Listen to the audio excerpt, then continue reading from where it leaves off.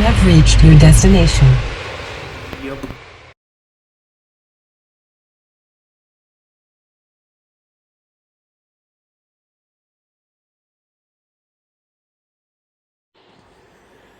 And I've picked up a cold, or a flu or something. I might as well be doing something active than lying in bed and taking Theraflu, so I figured I'd get some more work done on this.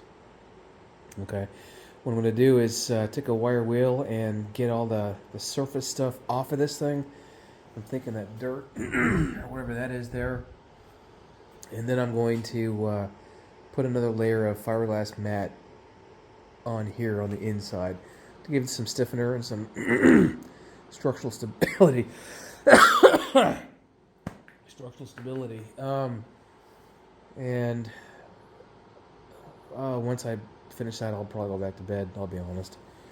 Been spent the day in my bathrobe and ordering stuff. So I've got a whole bunch of parts on the way for this thing, and I hope to be putting them on here sometime soon.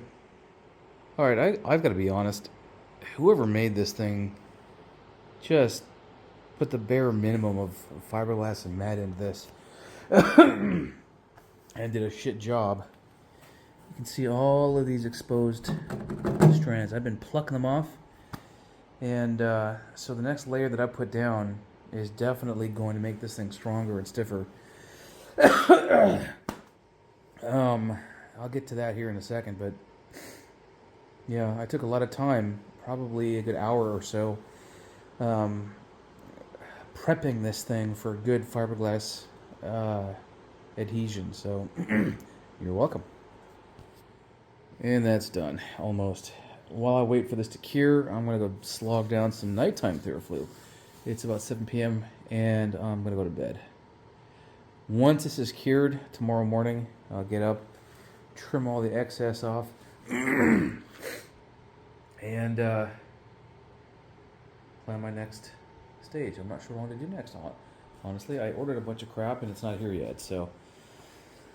Jesus. Yeah, all that. Oh, I know what I'll do. I want to make a video of that. Okay, this is the center catch for the top. You can see bubbles coming off of this. This solution is vinegar, just straight vinegar, acetic acid. Vinegar comes in different concentrates, and you can drink this stuff. Put it on your salad. I put it in my laundry. And it eats rust. It doesn't do it quickly, though. Again, you can see those bubbles coming off. The bubbles are actually hydrogen. Let me see. There. I've got a little bit of a brass brush. I'm going to pause, scrub it off a little bit, and you can see what's left. And there it is, scrubbed up a little bit. Need to clean up my mess. Alright, so the lion's share of the rust is gone. I'm going to let it soak for more. This acid, acetic acid, is too weak to eat metal, but it does take out rust, so it's a nice way of cleaning stuff up, I've found. So, I'll let it soak for more. There is, however, a more powerful and easy method, not easy, but as effective but faster method of clearing up rust, and I'll show you that here with these. Alright, here's what I've got. My gallon of water with 1 tablespoon of borax, also known as washing soda. My old warhorse of a battery charger. I've been through hell and beyond with this damn thing. The parts I'm about to derustify, and I've used this method before. This is the sacrificial anode, right? This is what the sacrificed piece will look like once something's derusted. So basically, the rust comes off the part you want to clean onto your sacrificial anode. I'm not going to reuse that. So, let's set this puppy up.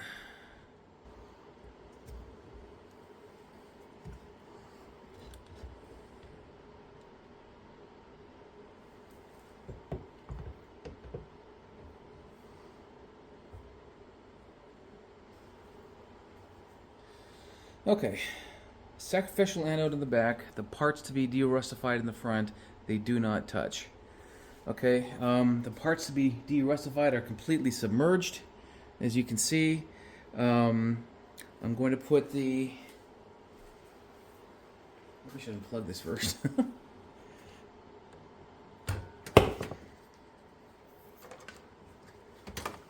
Positive lead on the sacrificial anode and not submerged. Okay. Negative to the part being derustified. I made this longer on purpose, might as well use it.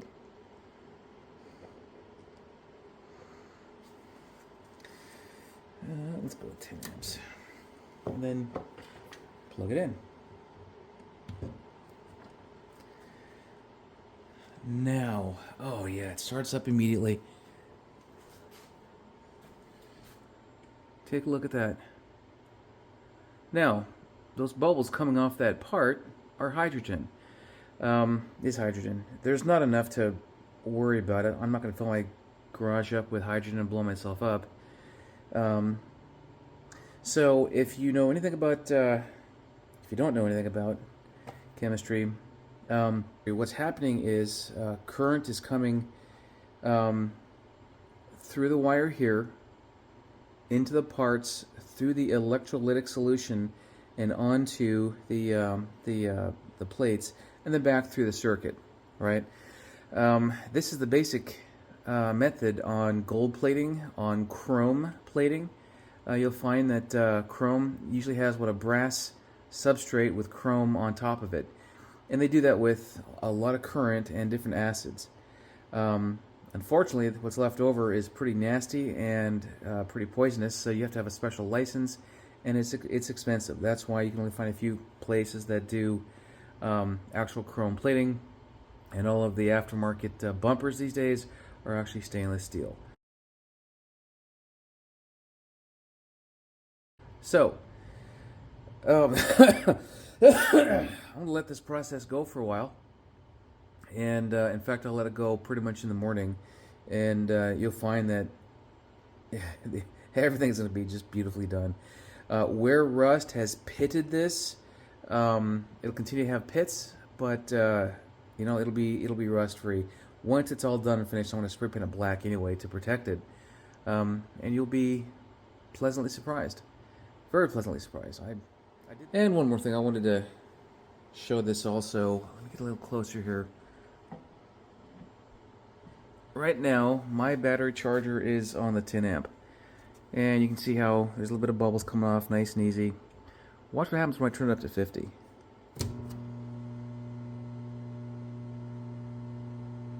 Lots more bubbles and lots more reaction. So the more current you use, the faster this process goes.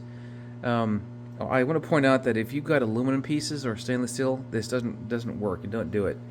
The process does ugly things. And the copper I've got in there, copper wire rather, doesn't react with the metal that I'm producing back and forth. So if you have multiple pieces, you want to have copper wire, stringing them together.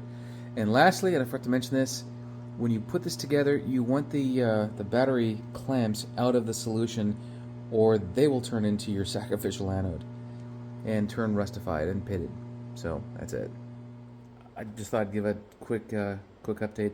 It's 20 minutes later. You can see the color of the water and the bubbles that are still coming off this thing. So I'm pretty happy. This will probably be done in a couple hours. I'll show you a really good update. Pause and show you what I'm working on next. So I made an entirely new clip that I thought I was recording, but I guess I wasn't. Here's what I'm doing now.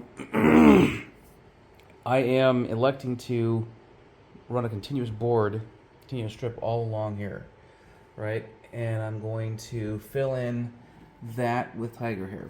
Tiger hair, if you remember, is fiberglass resin with short strand fiberglass mat. I mean, imagine you take a piece of fiberglass. Let me find a piece of fiberglass. Imagine you take this, run it through a blender, and you've got 1 centimeter, 2 centimeter length strands that then you mix up with a paste and etc., etc. I've used it before. It's good enough to be structural in a lot of cases.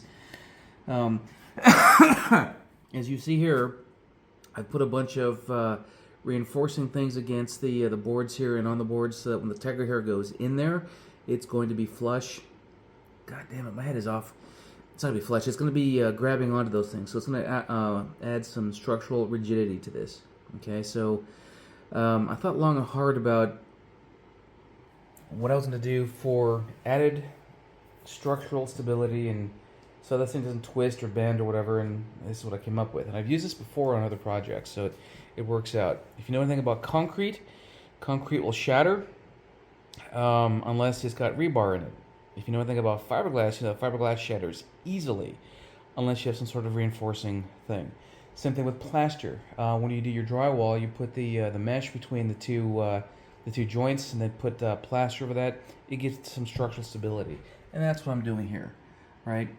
I don't want to fiberglass this structure yet to the rest of the hardtop, so I'm putting some what is this aluminum foil, which will come right off once it's off, and then I'll shape it to make it look nice.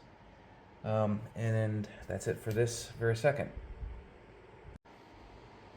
And I'm done. Not bad, not bad, not bad, not bad. So as you can see, I have a nice curve there. Same there. And I've got 2.5 inches on each side. That's good. I'm undecided as to whether I basically fill it in from here, from here down so it's nice and smooth. I might do that, I might not. I'm not sure yet.